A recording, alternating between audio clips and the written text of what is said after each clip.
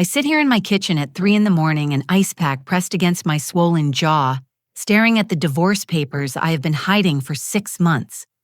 My 32-year-old son, Danny, just struck me for the first time over unsalted soup, screaming that I am worthless, like his father always said. Tomorrow, his new wife, Crystal, is coming for Sunday lunch, and Danny expects me to smile and pretend everything is perfect. But as I touch my bruised cheek, I remember the secret I discovered about Crystal last month. Tomorrow, everything changes. The morning sun filters through my kitchen window, casting shadows across the breakfast table, where Danny sits scrolling through his phone, acting as if last night never happened. I stand at the stove, carefully applying concealer over the purple bruise blooming along my jawline, my hands trembling slightly as I prepare his coffee exactly how he likes it. Black 2 sugars served in the blue mug he claimed was his favorite when he moved back into my house 2 years ago after his last relationship ended. "Make sure you wear that green dress today," Danny says without looking up from his screen. "Crystal likes when people make an effort, and for God's sake, try to keep the conversation light. No stories about dad leaving or your nursing school days. She doesn't need to hear about our family drama." Our family drama. As if his father walking out when Danny was 5 years old was something I orchestrated for entertainment. I bite back the response forming on my tongue and nod silently, pouring his coffee into the mug. "The house needs to be spotless," he continues, finally glancing up at me. His eyes flicker over my face, pausing briefly on the makeup covering his handiwork, but he shows no remorse. Crystal grew up in a mansion in Texas. Her family has standards. I cannot have her thinking I come from poverty. I want to laugh at the irony, but instead I hand him his coffee and turn back to the stove. Danny has no idea that the modest 2-story house he grew up in sits on land worth over $400,000, or that the woman he dismisses as his poor single mother sacrificed a promising nursing career to raise him alone. He certainly does not know about the envelope hidden in my bedroom closet filled with documents that would shock him into silence. 3 weeks ago, while cleaning his room in preparation for Crystal's first visit, I discovered something that changed everything. Tucked between his mattress and box spring were legal papers bearing the letterhead of Morrison Garcia and Associates, the law firm that handled my mother's estate 15 years ago. The documents revealed a truth I had forgotten in my grief. My mother had established a trust fund, in my name one that required me to live modestly until my 70th birthday to ensure the principal would grow substantially. But that was not the shocking part. The shocking part was learning that this trust fund, now worth over $2 million, holds a 60% ownership stake in the marketing firm, where Danny works as what he believes is a senior partner. My son, who treats me like an unpaid housekeeper, has been unknowingly working for a company I own. Every promotion he brags about, every raise he uses to justify his arrogance, comes from a business that exists because of my mother's careful financial planning. Danny drains his coffee mug and stands smoothing his tie with the confidence of a man who believes he has earned his success through merit alone. I am meeting with my boss this morning to discuss the Henderson account. If I land this client, we are looking at a 6-figure bonus. Crystal will be impressed. He strides toward the door, then pauses and turns back to me. "Remember what I said about lunch. Crystal is the best thing that ever happened to me, and I will not let you ruin this relationship like you ruined everything else in my life. Smile, serve the food, and keep your mouth shut about anything that might embarrass me." The front door slams behind him, rattling the picture frames on the hallway wall. I remain standing in the kitchen, coffee pot still in my hand, processing the casual cruelty of his words, like I ruined everything else in his life, as if working double shifts at the hospital to pay for his college tuition was somehow destructive, as if choosing to stay single rather than subject him to a parade of potential stepfathers was selfish. I set down the coffee pot and walked to my bedroom, retrieving the envelope from its hiding place behind my winter coats. The papers inside tell a story Danny never bothered to learn, how my mother, a brilliant businesswoman who built a small empire from a single beauty salon, recognized that her daughter would need financial security to raise a child alone. How she structured the trust to protect me from fortune hunters and ensure I would have resources when I needed them most. The irony tastes bitter in my mouth. The son who struck me last night for serving unsalted soup owes his entire career to the woman he just threatened to silence. My phone buzzes with a text from Crystal. "So excited for lunch today, Danny has told me wonderful things about you." The message includes a heart emoji and a smiley face, but something about the timing feels calculated. Crystal never contacts me directly, always communicating through Danny. Why today? I study my reflection in the bathroom mirror, adjusting the concealer over my bruise. The woman looking back at me appears tired and defeated, someone who has accepted that her value lies solely in her ability to serve others without complaint. But beneath the carefully applied makeup and the submissive posture lurks something Danny has not seen since he was a child. The fierce determination that carried me through nursing school, while working 2 jobs that sustained me through his father's abandonment that built a life from nothing but willpower and love. As I begin preparing for Crystal's visit, I make a mental note to call Margaret Sawyer, my mother's original attorney. It is time to understand exactly what I own and how much power I have been unknowingly surrendering. Danny wants me to smile and stay silent during lunch, but he has no idea that his mother is about to stop playing the role of the grateful victim. The green dress hangs in my closet, waiting, but for the first time in years, I am not dressing to meet someone else's expectations. Today I am dressing to reclaim my life. Crystal arrives at precisely noon, stepping out of her silver BMW convertible, like a magazine cover model making an entrance. She wears a white sundress that probably costs more than my monthly grocery budget, her honey blonde hair styled in perfect waves that catch the sunlight. At 24, she possesses the kind of effortless beauty that makes other women feel invisible, and she knows it. "Mrs. Miller." She calls out her voice, carrying a slight southern accent as she glides up the front walkway. "That dress looks absolutely stunning on you. Danny said green was your color." I force a smile, noting how she uses my maiden name instead of the married name I abandoned years ago. Most people assume I kept my ex-husband's surname, but Crystal apparently did her research.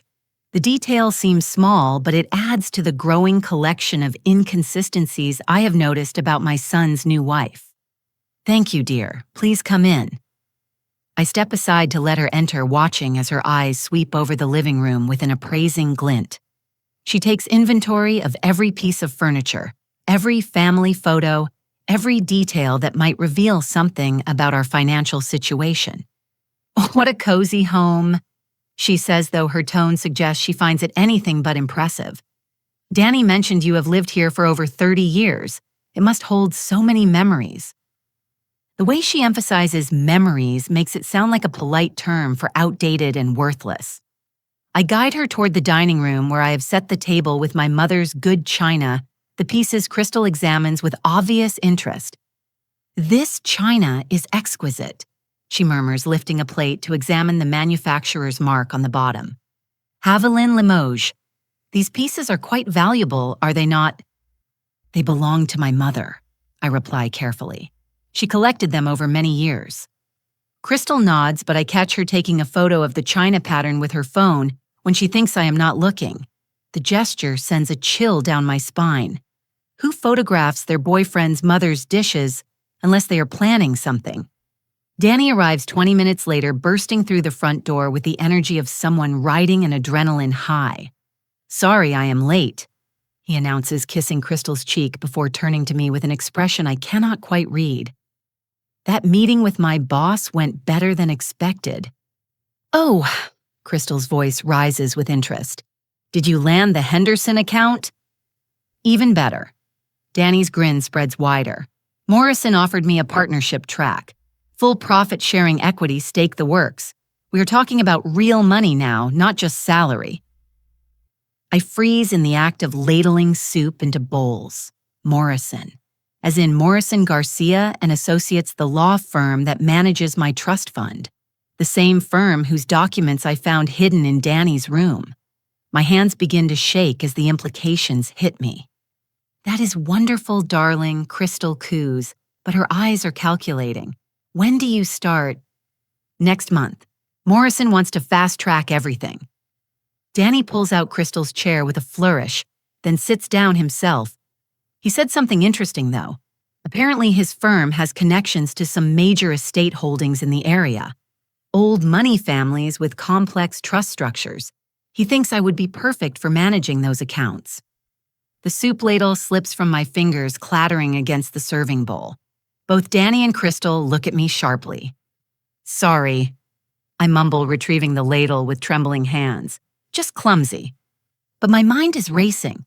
Danny's promotion is not a coincidence. Someone is positioning him to access information about trust funds and estates. Someone who knows exactly which accounts hold the most value. Are you all right, Mrs. Miller? Crystal's concern sounds genuine, but her eyes remain cold. You seem distracted today. I am fine. I lie serving the soup while my thoughts spiral. Just tired. As lunch progresses, I find myself studying Crystal more carefully. Her stories about her wealthy Texas family never quite align. Last month, she mentioned growing up on a ranch outside Austin. Today, she references a childhood spent in Dallas high society. When I ask about her parents, she becomes vague, changing the subject to compliment the roast beef. During dessert, my phone rings. The caller ID shows a number I do not recognize, but something compels me to answer. Mrs. Miller. This is Detective James Reeves with the Travis County Sheriff's Office in Texas. I apologize for calling on a Sunday, but I am following up on a case involving identity fraud. Do you have a few minutes to speak privately? My blood turns to ice. Could you call back later? I have guests. Of course. But Mrs. Miller, this concerns someone who may be using the name Crystal Anderson. If you know anyone by that name, please be extremely careful. She is connected to several ongoing investigations. I end the call with shaking hands, returning to the dining room where Crystal and Danny are deep in conversation about their future plans.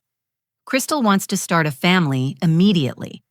Danny is already talking about buying a bigger house, maybe something in the exclusive Riverside Hills neighborhood where the real estate starts at 7 figures.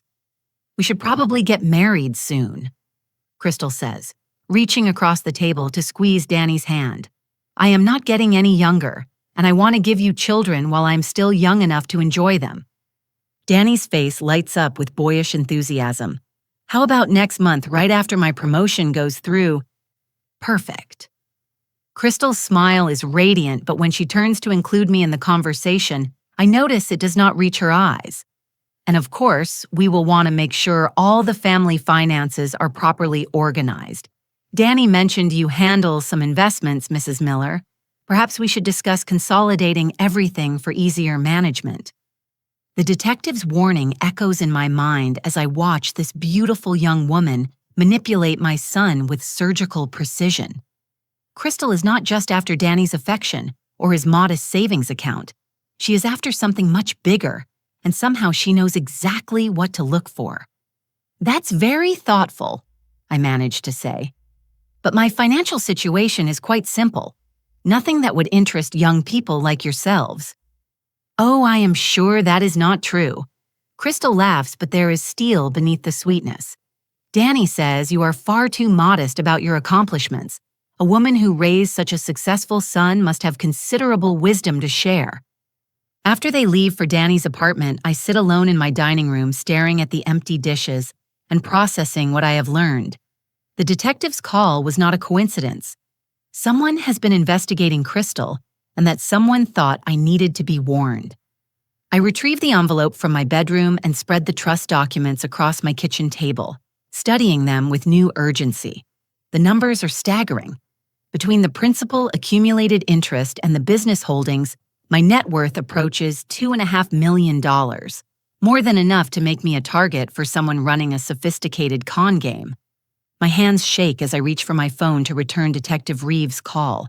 But before I can dial, I notice something that makes my stomach drop. Scattered among the trust papers is a prescription bottle I do not recognize, one that must have fallen from Danny's pocket during his visit. The label reads Daniel R. Miller lorazepam 0.5 milliliters. Take as needed for anxiety. But it is not Danny's anxiety medication that terrifies me. It is the fact that the bottle is nearly empty, and the prescription was filled just 5 days ago with 30 pills. I've not seen Danny take any anxiety medication, which means those pills went somewhere else. And as I think back over the past few weeks, I realize I have been experiencing episodes of confusion and forgetfulness that coincide perfectly with the meals Danny has been helpfully preparing for me. The beautiful young woman who just left my house is not just planning to steal my money. She and my son are planning to steal my mind first, making me appear incompetent, so they can claim control of assets they believe I am too senile to manage. But they have made one critical error in their calculations. They assume I am the same broken woman who raised Danny alone, grateful for any scraps of affection, and too intimidated to ask questions. They do not realize that the frightened single mother is about to remember who she was before life taught her to apologize for taking up space. I dial Detective Reeves' number with steady hands. It is time to find out exactly who Crystal Anderson really is and what she wants with my family. More importantly, it is time to start fighting back. Detective Reeves calls back within an hour, his voice carrying the weary professionalism of someone who has seen too many families destroyed by carefully orchestrated lies. Mrs. Miller, I appreciate you returning my call. What I am about to tell you may be difficult to hear, but you need to know what kind of person has entered your son's life. I settle into my kitchen chair, notepad ready. I am listening. The woman calling herself Crystal Anderson is actually Christina Marie Kellerman, age 26, originally from Tucson, Arizona. She has been married to a 73-year-old retired businessman named Ralph Kellerman in Las Vegas for the past 18 months. This is not her first time targeting families with elderly members who might have substantial assets. The words hit me like physical blows. She is already married. Legally married, yes. Ralph Kellerman reported her missing 6 months ago, though we suspect she's been running this particular scam for over 2 years. Her pattern is always the same. She researches families through social media and public records, identifies young men with older relatives who might be financially vulnerable, and then orchestrates a whirlwind romance leading to quick marriage. I think about Danny's glowing descriptions of their 3-month courtship, how Crystal supposedly moved to our town for a job opportunity that conveniently brought her into his life. What happens after the marriage? She works with her Mark to gain control of family assets, usually by claiming the elderly relative is becoming incompetent and needs protection. Once she has access to the money, she disappears. Ralph Kellerman lost his home, his savings, and his health insurance before he realized what was happening. My throat constricts. How many others? We are tracking at least 4 similar cases across 3 states. Always the same pattern, always targeting families where the primary assets belong to an older woman living alone or with minimal family support. After I hang up with Detective Reeves, I spend the afternoon researching Christina Kellerman online. What I discover chills me to the bone. She has perfected the art of reinvention, creating elaborate backstories and false identities tailored to each mark. For Danny, she became the wealthy Texas debutante looking for true love. For her previous victims, she was a struggling single mother, a recently widowed nurse, a grad student working her way through law school. But it is the photos that truly terrify me. In each relationship, she takes countless pictures with her target's family, especially the older relatives. She studies their homes, their possessions, their habits, with the thoroughness of someone conducting surveillance. And in every case, the elderly family members reported feeling increasingly confused and forgetful in the weeks before Christina convinced their relatives to seek medical intervention. The prescription bottle sitting on my kitchen table suddenly makes perfect sense. Danny has not been taking anxiety medication. He has been giving it to me, probably crushing the pills and mixing them into my food to create symptoms of cognitive decline. As if summoned by my thoughts, Danny's key turns in the front door. He enters whistling, still riding the high from his lunch with Crystal and his supposed promotion news. "Great lunch today," he calls out as he heads toward the kitchen. "Crystal was really impressed with your cooking. She said the soup was perfect." The soup he complained about last night for lacking salt. The soup that earned me a bruised jaw and threats of worse to come. I force my expression to remain neutral as he leans against the counter, studying me with an intensity that makes my skin crawl. "You know, I have been thinking about what Crystal said regarding your financial planning." Danny continues his tone deceptively casual. "Maybe it would be smart to consolidate everything under one management system. I could help you organize your accounts, make sure your investments are properly diversified." "That is very thoughtful," I reply carefully, "but my situation is quite straightforward. Nothing complicated enough to require professional management." Danny's eyes narrow slightly. "Come on, Mom. You always say that, but I know you are just being modest. The house alone must be worth a decent amount, and you have been working for over 40 years. There has to be some retirement savings, maybe a pension from the hospital." He is fishing, trying to determine exactly what assets exist without revealing how much he already knows. The trust documents hidden in his room suggest he has done considerable research, but he cannot be certain of the full scope without my cooperation. I get by just fine. I insist, moving toward the refrigerator to avoid his scrutiny. "Would you like some iced tea?" "Actually, I was thinking about cooking dinner for you tonight. You've been doing so much lately, and Crystal mentioned you seemed tired at lunch. Why don't you relax while I handle everything?" The offer sounds generous, but knowing about the prescription medication transforms it into a threat. "That is sweet, but I am not particularly hungry." "Nonsense. You barely ate anything at lunch." His voice carries a subtle edge now, the charming facade slipping slightly. I insist. "Go watch television or take a nap. I will call you when dinner is ready." I retreat to the living room but position myself where I can observe the kitchen through the doorway. Danny moves with practiced efficiency, preparing what appears to be a simple pasta dish, but I watch in horror as he retrieves something from his pocket, crushes it between 2 spoons, and stirs the resulting powder into the sauce. My phone buzzes with a text from an unknown number. "This is Ralph Kellerman. Detective Reeves gave me your contact information. Please call me immediately. Your family is in serious danger." I slip out the back door onto the patio before dialing the number. Ralph Kellerman's voice carries the tremor of age and exhaustion, but his words are crystal clear. "Mrs. Miller, thank God you called. I know this sounds insane, but the woman your son is planning to marry destroyed my life, and she is about to do the same thing to you." Detective Reeves explained the basic situation. "How did she get control of your assets?" Slowly, carefully, brilliantly. Ralph's voice breaks slightly. "Christina convinced me that my memory was failing, that I was becoming a danger to myself. She had medical documentation witnesses who swore I was behaving erratically. Before I knew what was happening, I had signed papers giving her power of attorney." Medical documentation. Fraudulent but convincing. She had a doctor friend who specialized in these kinds of evaluations. Dr. Patricia Hendricks, a psychiatrist, who made a career out of declaring elderly people incompetent for the right price. My blood freezes. Patricia Hendricks. Danny's ex-girlfriend from college, the one he dated junior year before they broke up over her career ambitions. The same Patricia who now works in geriatric psychiatry, and who Danny mentioned running into at a conference last month. "Mrs. Miller, are you still there?" "Yes," I whisper. "I think I know the doctor you are talking about." "Then you understand how serious this is. Christina does not just steal money. She destroys lives, families, everything that makes people human.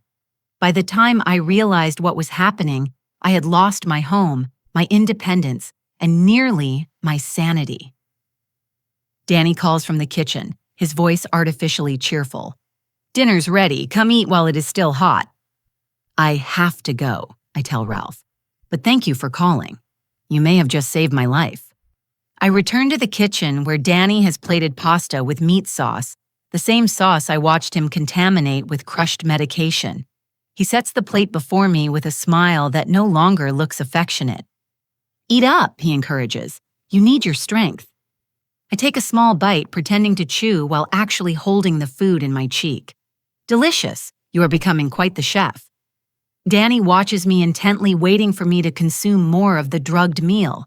But for the first time in weeks, my mind is completely clear. I understand exactly what he and Christina are planning, and I know I have very little time to stop them. As I continue the charade of eating dinner while secretly disposing of the contaminated food, I realize that my son has become a stranger. The boy I raised, the young man I sacrificed everything to support, has transformed into someone capable of systematic elder abuse for financial gain. But he has made one crucial miscalculation. He assumes that the woman who endured his father's abandonment and raised him alone lacks the intelligence and determination to fight back. Tonight he is about to discover how wrong he is. The battle for my life, my sanity, and my assets is about to begin. And this time I hold cards my enemies do not even know exist. I spend Monday morning in my car outside Morrison Garcia and Associates, watching employees arrive for work while pretending to read a magazine. At exactly 9:15, a man in his 40s exits a black sedan and walks toward the building with the confident stride of someone who owns the place. According to the firm's website, this should be James Morrison, the senior partner who supposedly offered Danny a promotion. Except the man I am watching does not match the professional headshot displayed online. This person appears younger, more athletic, with the alertness of someone accustomed to danger rather than boardroom negotiations. When he notices my car, his eyes linger just a moment too long, assessing rather than dismissing me as an elderly woman killing time. My phone rings as I start the engine. Margaret Sawyer's voice carries the authority of someone who has spent 5 decades practicing law. Hortense, dear, I have reviewed your mother's trust documents and we need to discuss some urgent matters. Can you come to my office this afternoon? Of course. Is everything all right? That depends on how quickly we can implement certain protective measures. Bring identification and any recent communications you have received about your finances. And Hortense, do not mention our meeting to anyone, especially your son. Margaret's office occupies the 3rd floor of a restored Victorian mansion, downtown, the kind of place that whispers old money and established power. Despite being 81 years old, Margaret moves with the grace of someone who has never allowed age to diminish her capabilities. Her silver hair is styled in an elegant chignon, and her navy suit could have been tailored yesterday. Your mother was one of my dearest friends. She begins gesturing for me to sit in a leather chair that probably costs more than my car. She specifically chose the structure of your trust to protect you from exactly the kind of situation you are facing now. She spreads documents across her mahogany desk, pointing to clauses and provisions that read like a foreign language to me. The trust was designed to appear modest from the outside while actually controlling substantial assets. Your mother anticipated that you might face pressure from family members who assumed you were financially vulnerable. How much am I actually worth? Margaret's smile is grim. As of last Friday's valuation, approximately $2.7 million. The marketing firm where your son works is entirely owned by a subsidiary of your trust. Every salary payment he has received, every bonus he has celebrated, comes from your assets. The irony would be hilarious if it were not so tragic. Danny has been planning to steal money that already belongs to me. There is something else. Margaret continues opening another file. I received an inquiry last week from someone claiming to represent your son's interests. They wanted information about your estate planning and mental capacity assessments. From whom? A Dr. Patricia Hendricks. She claimed to be conducting a routine evaluation for insurance purposes, but her questions were far too specific for a standard inquiry. She asked about trust distributions, asset transfers, and competency requirements. My hands clench into fists. What did you tell her? Nothing, of course.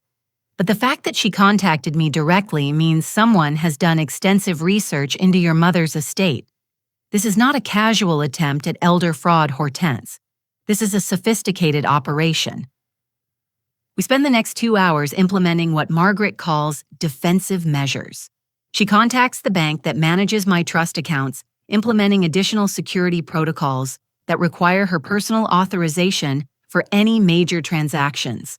She arranges for a comprehensive cognitive assessment by a legitimate geriatric specialist to establish my mental competency. Most importantly, she connects me with her security consultant, a retired FBI agent who specializes in financial crimes. One more thing, Margaret says as I prepare to leave. I want you to wear this. She hands me what appears to be an ordinary ballpoint pen. It is actually a recording device. Document everything your son and his girlfriend say. We will need evidence of their intentions. Tuesday morning brings an unexpected visitor. Danny arrives at my house with coffee and pastries from an expensive bakery downtown, his demeanor unnaturally solicitous. I brought your favorites, he announces, setting the white bakery box on my kitchen table. Chocolate croissants and those little fruit tarts you love. I accept the coffee, gratefully noting that he has prepared it exactly how I prefer, with cream and a touch of vanilla. Too perfect considering he has never paid attention to my preferences before. What is the occasion? Do I need an occasion to treat my mother? Danny's smile does not reach his eyes. Actually, Crystal and I have some exciting news to share. We decided to move up our wedding date. This Saturday, just a small ceremony at the courthouse. This Saturday, that seems quite sudden. When you know, you know. He settles into the chair across from me, studying my reaction. We were hoping you would be our witness. It would mean everything to have family there. I sip my coffee carefully, tasting for anything unusual. It seems normal, but I cannot be certain. Of course I will be there. Have you thought about where you will live after the wedding?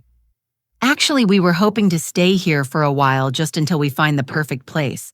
Crystal loves this house, and it would give us time to look for something suitable in Riverside Hills. Riverside Hills, where the homes start at 7 figures, and the residents include judges, politicians, and business leaders. The kind of neighborhood that would provide perfect cover for a couple planning to live off stolen assets. That sounds lovely, I lie. Though I should mention that I am planning some renovations soon. The house will be quite disrupted for several months. Danny's expression shifts almost imperceptibly. Renovations. That seems like a big expense for someone on a fixed income. I have saved up for years. I reply, calmly activating Margaret's recording device in my pocket. It is important to maintain property values. Of course, but maybe we should discuss the financial implications. I mean, at your age, is it wise to spend so much money on home improvements? What if you need those funds for medical expenses or long-term care? There it is, the first direct suggestion that I am too incompetent to manage my own finances. I appreciate your concern, but I have everything well planned. Danny leans forward, his voice taking on the patronizing tone he might use with a confused child. Mom, I love you, but sometimes people our age do not see the bigger picture. Maybe it would be better to let someone younger handle the major financial decisions. Someone younger like you? I'm just saying that Crystal has experience with estate planning. Her family deals with these kinds of complex situations all the time. She could help make sure you are protected. The conversation continues for another 20 minutes with Danny gradually escalating his suggestions that I need professional help managing my affairs. Each statement is carefully worded, designed to sound concerned rather than manipulative, but the recording device captures every subtle threat. After Danny leaves, I call Margaret to report the conversation. Her response is immediate and alarming. Hortense, I have troubling news. Dr. Patricia Hendricks contacted your insurance company this morning, claiming you requested a cognitive assessment. She is scheduled to visit your home Thursday afternoon. I never requested any such thing. I know, but she has documentation suggesting you did, probably forged by your son. This is moving faster than we anticipated. They are planning to have you declared incompetent before your birthday, when additional trust protections activate. My 70th birthday is next Monday, just 6 days away. If Danny and Christina can establish my mental incompetence before then, they can challenge the trust structure and potentially gain control of assets my mother spent years protecting. What do? We accelerate our own timeline. I am calling Detective Reeves and the FBI. It is time to turn this investigation into a sting operation. That evening, I sit in my garden watching the sunset and trying to process how completely my life has transformed in just a few days. The son I raised with such care and sacrifice has become my enemy, working with a criminal to steal everything my mother built and destroy my independence in the process. But as the sky darkens and the first stars appear, I feel something I have not experienced in years' anticipation. For too long, I have allowed other people to define my worth and determine my future. Danny and Christina assume they are hunting an elderly, defenseless woman. They have no idea they are actually stalking someone who has spent decades surviving impossible situations through intelligence, determination, and sheer stubborn will. Tomorrow, the real battle begins, and this time I am not fighting alone. Wednesday evening brings unexpected guests. I am washing dinner dishes when the doorbell rings, followed immediately by Danny's key in the front door. He enters with Crystal and a woman I do not recognize, someone in her early 40s, with the cold professionalism of a person who views other humans as problems to be solved. "Mom, I want you to meet Dr. Patricia Hendricks." Danny announces, his voice carrying forced cheerfulness. She is a family friend who specializes in helping older adults navigate complex health decisions. Dr. Hendricks extends a manicured hand, her grip firm and assessing. "Mrs. Miller, what a pleasure. Danny has told me so much about you. I hope you do not mind the informal visit, but I was in the neighborhood and wanted to introduce myself before our appointment tomorrow." Appointment. "Your cognitive wellness evaluation." Crystal interjects smoothly. "Remember, we discussed how important it is to establish baseline measurements for insurance purposes." I have never agreed to any such thing, but I smile politely while activating the recording device in my cardigan pocket. "Of course, though I feel perfectly fine." Dr. Hendricks nods sympathetically. "That is exactly what we want to confirm. Many people your age worry unnecessarily about memory changes that are completely normal. A simple evaluation can provide peace of mind for everyone." She produces a tablet from her leather briefcase, ostensibly showing me examples of routine cognitive tests. But I notice her recording our conversation, documenting my responses with the thoroughness of someone building a case rather than providing medical care. "These assessments are quite straightforward," she continues. "We examine things like short-term memory, decision-making capacity, and financial reasoning. The goal is to ensure you have all the support you need to maintain your independence." The word independence sounds like a threat in her mouth. "What happens after the evaluation?" I ask innocently. "Well, that depends on the results," Dr. Hendricks replies, exchanging a meaningful glance with Crystal. "If we identify any areas of concern, there are wonderful resources available. Adult day programs, financial management services, assisted living communities with specialized memory care. And if I prefer to remain in my own home, of course that is always the goal, though sometimes family members need to step in to ensure proper support systems are in place." Danny nods earnestly. Dr. Hendricks has experience helping families transition through these kinds of changes. She knows how to make everything as smooth as possible.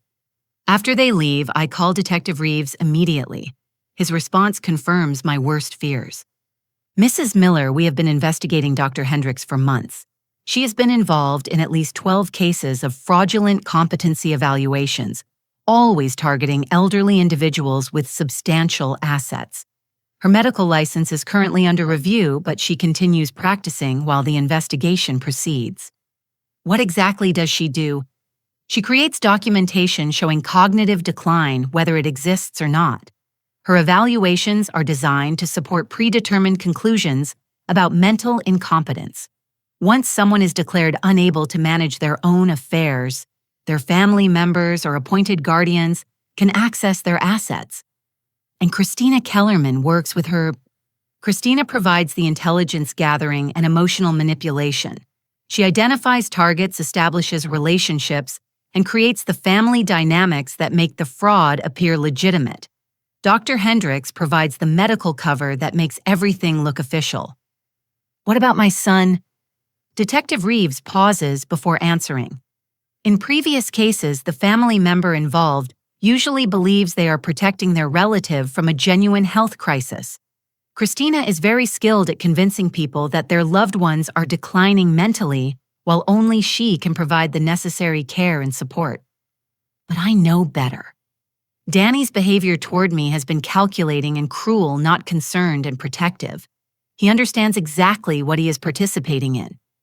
Thursday morning arrives with unseasonable humidity, the kind of oppressive heat that makes everything feel slightly unreal. I spend an hour preparing for Dr. Hendricks' visit, applying makeup to look appropriately aged and confused, practicing the mannerisms of someone experiencing cognitive decline. Margaret calls as I am getting dressed. The FBI is in position. Agent Sarah Chen will be monitoring everything from a surveillance van parked 2 blocks away. The recording equipment she installed yesterday will capture both audio and video from multiple angles. What if something goes wrong? Agent Chen will intervene immediately if you are in physical danger. But for the legal case to be solid, we need Dr. Hendricks to clearly document her fraudulent evaluation methods. Dr. Hendricks arrives precisely on time, accompanied by Danny and Crystal. She has transformed her appearance from last night's casual visit into full professional mode, wearing a conservative suit and carrying an expensive briefcase that screams medical authority. "Good morning, Mrs. Miller," she says warmly, settling into my living room as if she owns it. "I brought some paperwork for you to review before we begin, just standard consent forms and insurance documentation." The papers she hands me are designed to look official, complete with medical terminology and legal language that would intimidate most people into signing without careful reading. But Margaret prepared me for this moment. I recognize the clauses that would grant Dr. Hendricks broad authority to share my medical information and make recommendations about my care. "This seems quite complex," I say, adopting a slightly confused tone. "Perhaps I should have my attorney review it first." "Oh, that is not necessary," Crystal interjects quickly. "These are just routine forms. Every doctor uses similar paperwork." "Actually, there is a time-sensitive aspect," Dr. Hendricks adds. "Your insurance coverage for this evaluation expires at the end of the week. If we postpone, you would be responsible for the full cost, which can be quite substantial." I pretend to hesitate, playing the role of someone torn between confusion and the desire to please. "I suppose if it is just routine." Danny leans forward encouragingly. "Dr. Hendricks is doing this as a favor to our family. It would be rude to make her wait." I sign the documents with a slightly shaky hand, noting how all 3 of them relax visibly once the paperwork is complete. The evaluation itself is a masterclass in manipulation. Dr. Hendricks begins with seemingly innocent questions about my daily routine, gradually shifting toward more pointed inquiries about my memory, judgment, and financial management. "Do you ever feel confused about dates or times?" she asks, making notes on her tablet. "Sometimes," I admit truthfully. "But does not everyone?" "Of course, but at your age, even minor confusion can indicate more significant changes happening in the brain." She continues typing, documenting responses I never gave. "Do you ever forget to pay bills or have trouble managing your bank accounts?" Occasionally, I might pay a bill twice. I lie knowing she will record this as evidence of financial incompetence. The questions become increasingly leading, designed to elicit responses that support her predetermined conclusion. She asks about my relationship with Danny, my trust in his judgment, my willingness to accept help with complex decisions. "Many people your age find it comforting to have family members handle the more stressful aspects of financial planning," she suggests. "Would you be open to having Danny assist with things like investment decisions or insurance matters?" "I suppose that would be sensible," I reply, watching her make extensive notes about my supposed willingness to surrender financial control. After an hour of this charade, Dr. Hendricks begins discussing her recommendations. According to her fraudulent assessment, I am showing early signs of cognitive decline, that warrant immediate intervention. Nothing to be overly concerned about, she says with practiced compassion. But I would strongly recommend establishing some support systems before any issues become more serious. Danny has graciously offered to help coordinate your care. What kind of support systems? Primarily financial oversight to ensure bills are paid correctly and investments are properly managed. Someone trustworthy who can handle complex decisions while keeping your best interests in mind. Crystal nods supportively. Danny and I want to make sure you never have to worry about money or paperwork. We can take care of all those stressful details. How generous, I murmur, fighting the urge to laugh at their transparent greed. Dr. Hendricks produces another set of documents, these granting Danny broad power of attorney over my financial affairs. If you sign these today, we can begin implementing protective measures immediately. No need to wait for problems to develop. This is the moment Agent Chen is waiting for, the clear evidence of fraud that will destroy Dr. Hendricks' career and expose the entire conspiracy. I reach for the pen with trembling hands, playing my role to perfection. But before I can sign, my phone rings with an urgent tone I have never heard before. Agent Chen's voice is tense and professional. Mrs. Miller, we have a situation developing at your son's workplace. Please put me on speakerphone immediately. I follow her instructions, watching Danny's face drain of color as Agent Chen's voice fills my living room. This is Special Agent Sarah Chen with the Federal Bureau of Investigation. Dr. Patricia Hendricks, you are under arrest for conspiracy to commit elder fraud. Daniel Miller, you are also under arrest as an accessory to conspiracy.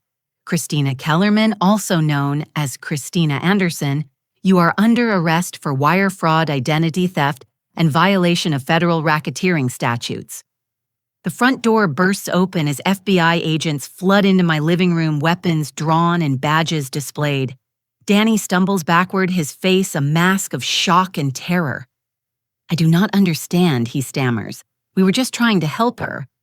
Save it, Agent Chen replies coldly as she enters behind her team. We have been monitoring this conversation for the past 2 hours. We have recordings of your entire conspiracy, including your plan to drug your mother with anxiety medication to simulate cognitive decline. Crystal attempts to run for the back door but finds herself face to face with 2 more agents. Her Southern Belle act evaporates, instantly replaced by the cold calculation of a cornered predator. This is entrapment, Dr. Hendricks protests as handcuffs click around her wrists. I was conducting a legitimate medical evaluation. Using fraudulent credentials and falsified documentation, Agent Chen responds. We have evidence of 12 similar cases involving your so-called evaluations. As my living room transforms into a crime scene, I watch Danny realize that his entire future has just crumbled. His job, his relationship, his freedom, all built on lies and stolen money that was never his to begin with. How? He whispers, staring at me as if seeing a stranger. Your mother, Agent Chen explains, owns the company you work for. She has been investigating you for weeks, and she is significantly more intelligent than you gave her credit for. The look of betrayal and rage that crosses Danny's face tells me everything I need to know about who my son really became. Even faced with evidence of his own crimes, he blames me for refusing to be his victim. As the agents lead him away in handcuffs, Danny turns back one final time. I hope you are satisfied, he spits. You have destroyed your own family. But he is wrong. I have not destroyed my family. I have saved myself from people who were never my family at all. The courthouse buzzer sounds at exactly 9 o'clock Friday morning, signaling the beginning of what Danny believes will be a simple competency hearing.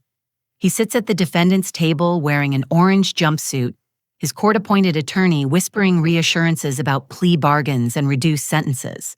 Across the aisle, Christina maintains her composure, despite similar circumstances, while Dr. Hendricks appears to have aged a decade overnight. None of them understand that this is not a competency hearing at all. Judge Maria Gonzalez has agreed to conduct an emergency fraud trial fast-tracked because of the federal charges and the ongoing threat to other elderly victims. Your Honor, Assistant U.S. Attorney Michael Torres begins rising from the prosecutor's table with the confidence of someone holding an unbeatable hand. This case represents one of the most sophisticated elder abuse conspiracies we have ever prosecuted.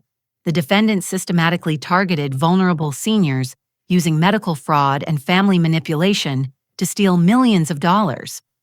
I sit in the front row of the gallery wearing my best navy dress and the pearl necklace my mother gave me for my nursing school graduation. For the first time in years, I feel proud of my appearance, confident in my worth, unashamed of taking up space. Attorney Torres continues his opening statement outlining the conspiracy with methodical precision. Mrs. Hortense Miller was selected as a target because public records indicated she owned valuable property and had no apparent family support system except her son. The defendant spent months researching her background, her finances, and her psychological vulnerabilities. Danny shifts uncomfortably as the prosecutor describes how Christina used social media to learn about our family dynamics, identifying me as someone who had been isolated and financially manipulated for years.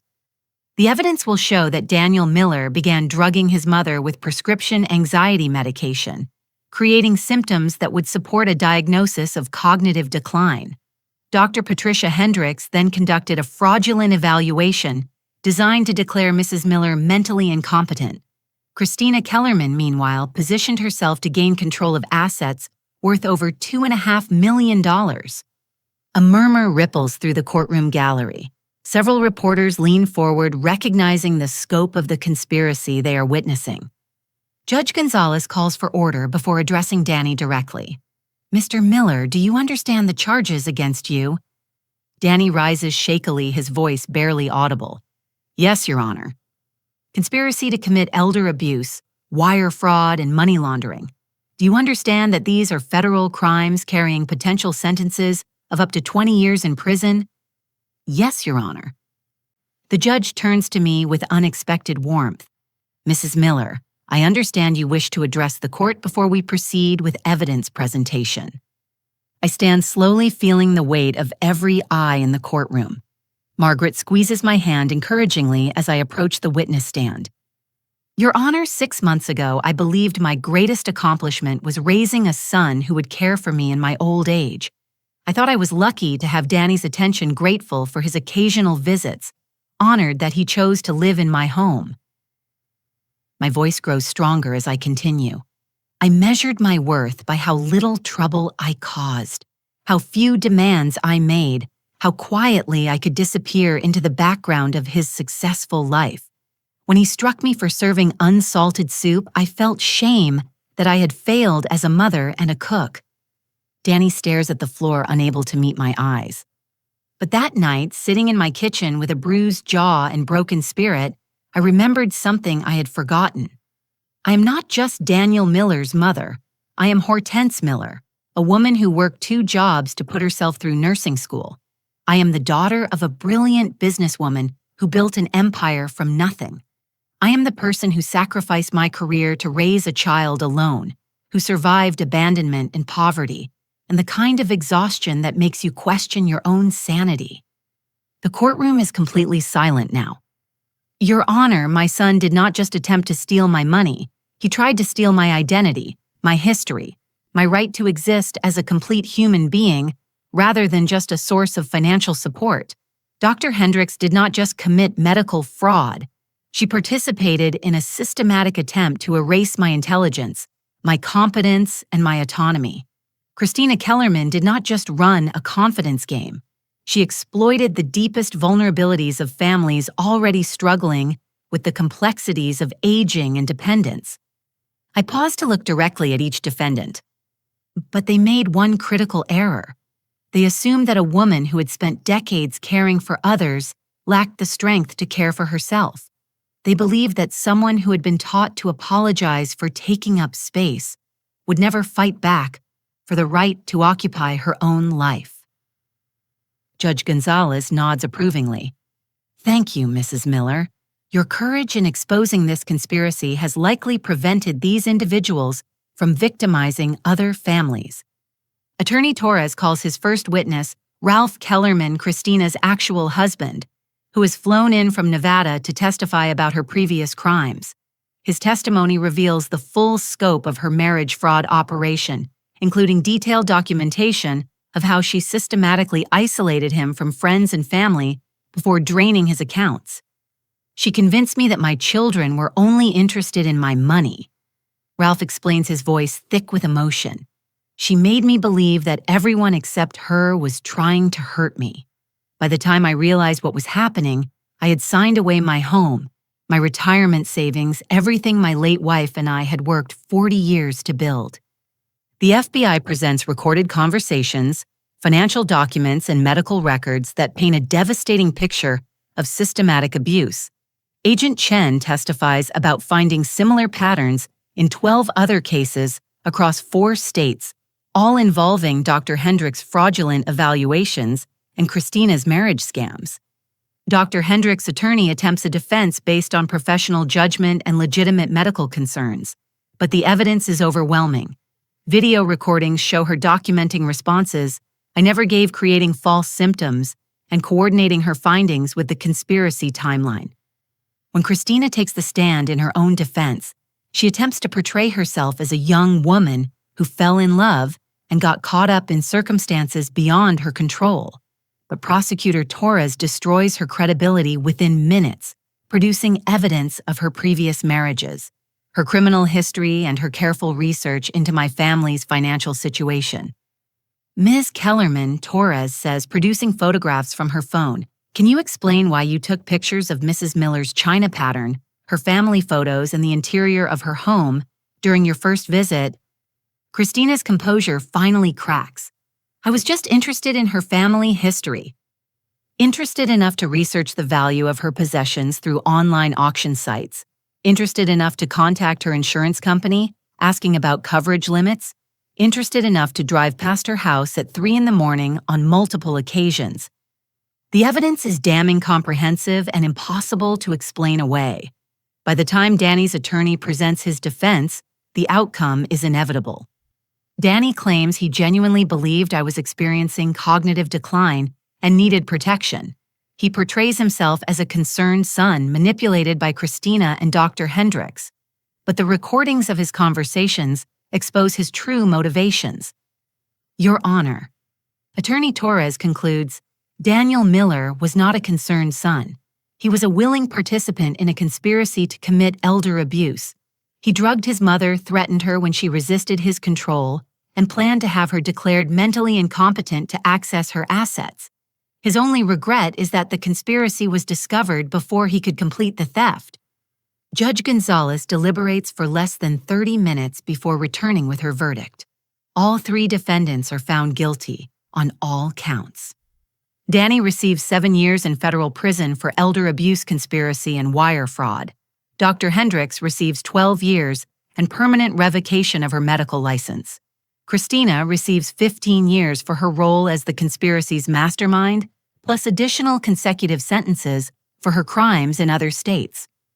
But the most satisfying moment comes when Judge Gonzalez addresses the courtroom for the final time. Mrs. Miller, this court formally recognizes your mental competency and your right to full control over your assets and personal decisions. The state of your cognitive abilities is clearly superior to that of the individuals who attempted to exploit you. As the defendants are led away to begin their sentences, Danny turns back one final time. The hatred in his eyes has been replaced by something that might be recognition, the first acknowledgement I have seen that I am more than he ever allowed himself to understand. But it is too late for reconciliation.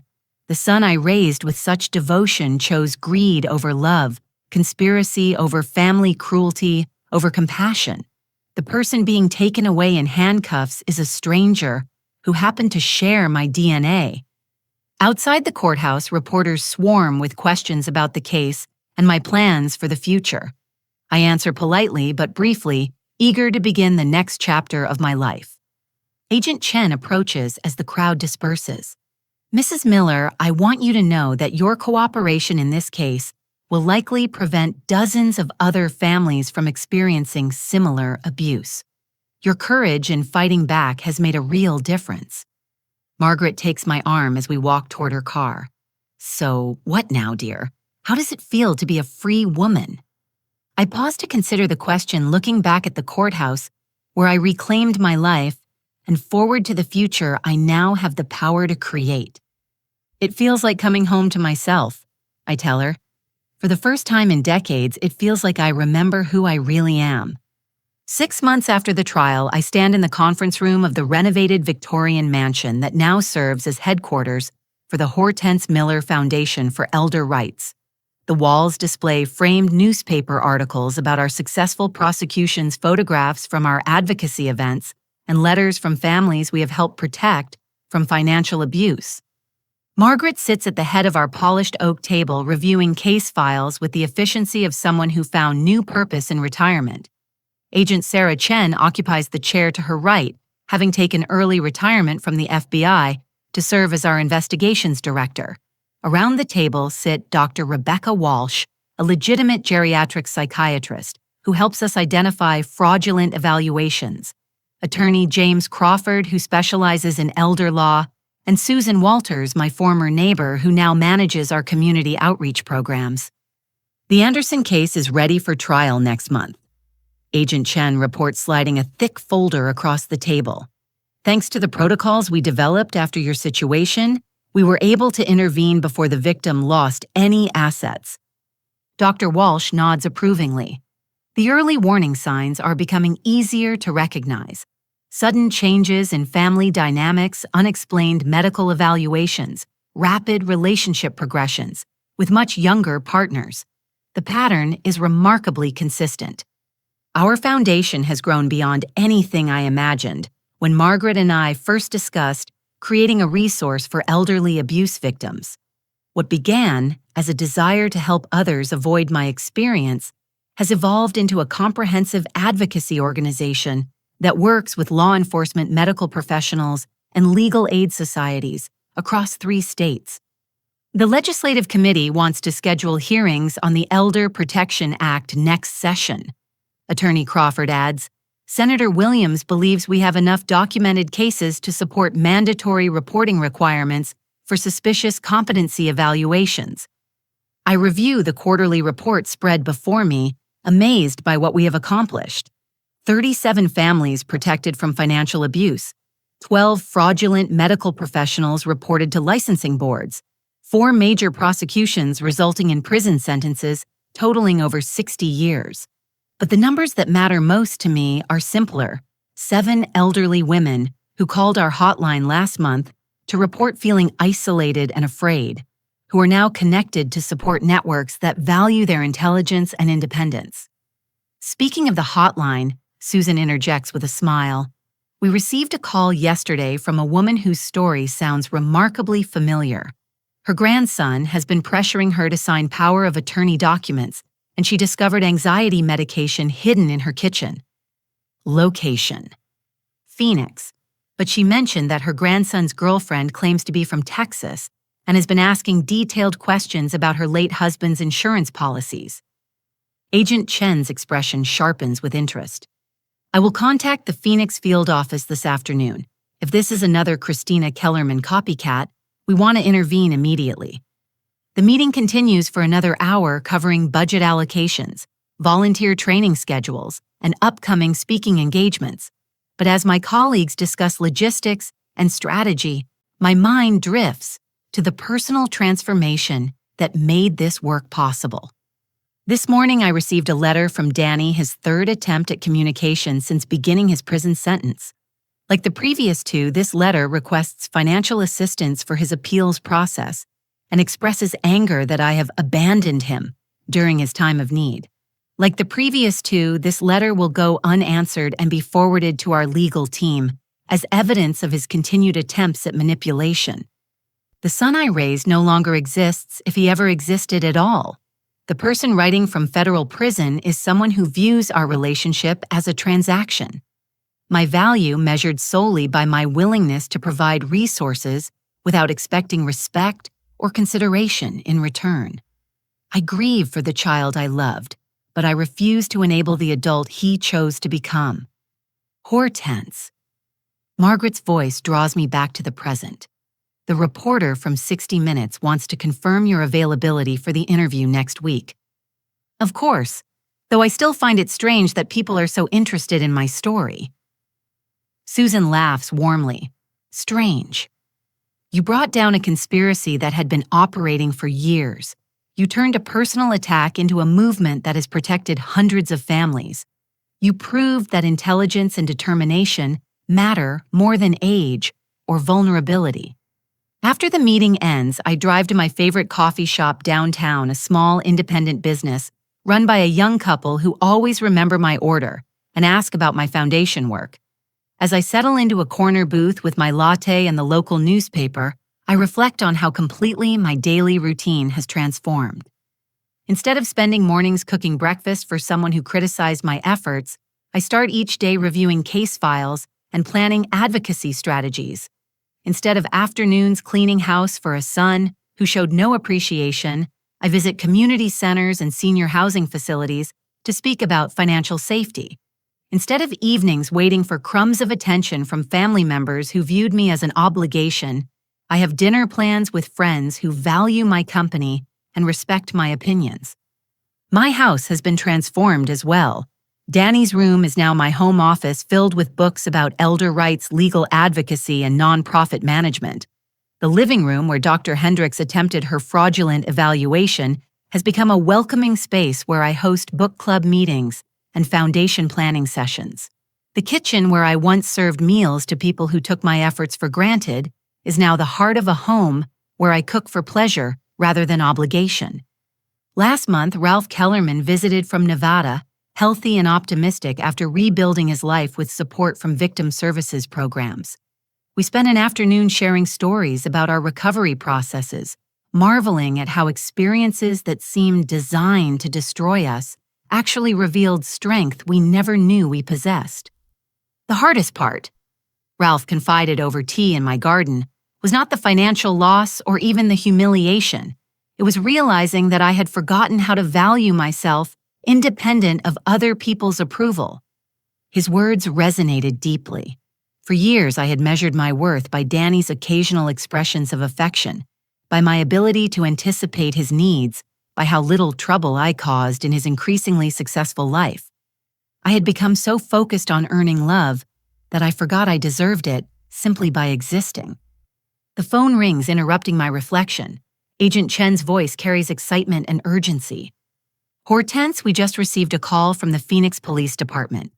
They arrested the grandson and his girlfriend, attempting to withdraw funds from the elderly woman's account using forged power of attorney documents.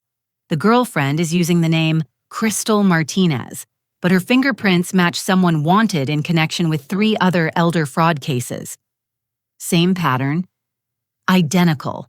Medical evaluation scheduled for this week rushed wedding plans, family pressure to consolidate assets. But this time, the victim called our hotline before signing any documents. I smile thinking about the anonymous woman in Phoenix who found the courage to trust her instincts and reach out for help. 6 months ago, I might have dismissed her suspicions as paranoia or age-related confusion. Now I know that elderly people who report feeling manipulated or pressured usually have excellent reasons for their concerns. Send me the case details. I would like to call her personally. All ready on your desk. And Hortense. This makes 42 families we have protected. Your mother would be proud of what you have built from her legacy. My mother, the brilliant businesswoman who anticipated threats I could never have imagined, who structured my inheritance to protect me from the very family member who should have been my greatest ally. She understood that financial independence means nothing without the confidence to defend it, that assets are worthless if you lack the courage to claim your right to possess them. As evening approaches, I return home to prepare for tomorrow's speaking engagement at the State University's law school. I will address students about the intersection of elder law and criminal justice, encouraging future attorneys to recognize the complexity of family financial abuse. But tonight, I simply want to enjoy the quiet satisfaction of a life reclaimed. I pour a glass of wine from a bottle Ralph brought from his vineyard light candles on my dining room table and open the novel I have been reading for pure pleasure rather than research purposes. The house around me feels peaceful in a way it never did when I shared it with someone who viewed my presence as an imposition. The silence is not lonely but restorative, filled with possibility rather than tension. Before bed, I check my email and find a message from a woman in Oregon whose daughter has been pressuring her to move into assisted living so the family home can be sold. She discovered our foundation through the 60 Minutes interview preview and wants guidance about protecting her rights. I draft a response connecting her with our Portland partner organization and providing resources for independent legal consultation. Then I forward her information to Agent Chen for background screening, just in case the daughter's urgency masks more sinister intentions. These late-night emails from frightened seniors have become routine, each one representing someone who refuses to accept manipulation as the price of family relationships. Some situations involve genuine family concern and can be resolved through communication and compromise. Others reveal patterns of abuse that require legal intervention. But all of them remind me that the choice I made 6 months ago to fight back rather than submit has rippled outward in ways I never anticipated. Every elderly person who calls our hotline, every family that avoids financial exploitation, every fraudulent professional who faces consequences represents a victory not just for them, but for everyone who has been taught that age equals vulnerability. As I turn off the lights and prepare for sleep, I think about tomorrow's presentation and the young lawyers who will hear my story. I hope they understand that elder abuse is not just about money or medical fraud. It is about the systematic erasure of human dignity, the assumption that accumulated years diminish rather than enhance a person's value, the belief that experience and wisdom are less important than youth and strength. My final thought before sleep is a question I want to pose to the audience, something that captures the heart of why this work matters so deeply to me. How many of you have ever been in a relationship where you felt grateful for basic respect, where you measured your worth by how little you demanded, where you believed that speaking up for yourself was selfish or inappropriate? Now imagine that feeling magnified by a society that already views your age as a liability, complicated by family members who see you as an obstacle to their inheritance, and exploited by professionals who profit from your supposed helplessness. That is the reality facing millions of elderly Americans, and it is a reality we have the power to change. Tomorrow I will challenge those future lawyers to see elder rights as civil rights, to understand that financial abuse is about power and dignity, not just money and property. I will ask them to imagine the older adults in their own families and consider what kind of protection and respect they hope to receive when their time comes. But tonight, I simply rest in the knowledge that I chose courage over compliance dignity, over peace truth, over the comfortable lie that family relationships should be preserved at any cost. I am 71 years old, worth over $3 million, and surrounded by people who respect my intelligence, value my opinions, and support my independence. I run a foundation that has protected dozens of families from the kind of abuse I survived. I speak to audiences across the country about the importance of recognizing elder rights as human rights. Most importantly, I wake up each morning knowing that I belong to myself first, that my worth is not contingent on other people's approval, that I have the right to defend my own interests with the same fierce determination I once reserved for protecting others.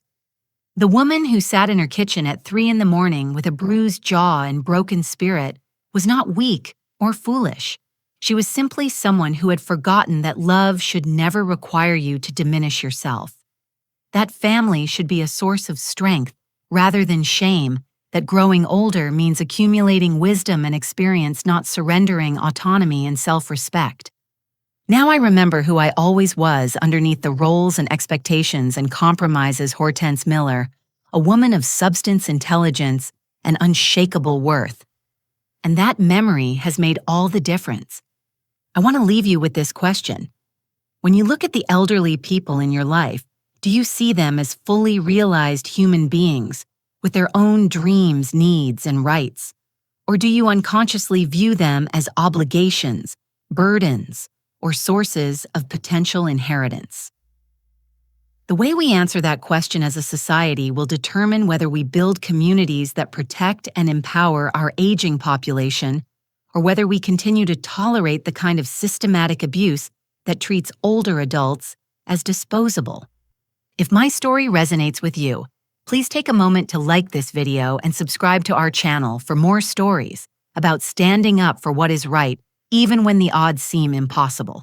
Share this with anyone who might benefit from knowing that it is never too late to reclaim your dignity and defend your worth.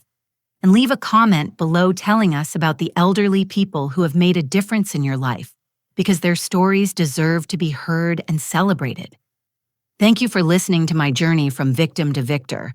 May you always remember that your age is an achievement, not an apology, and that wisdom earned through experience is one of humanity's greatest treasures. Until next time, this is Hortense Miller reminding you that it is never too late to remember who you really are.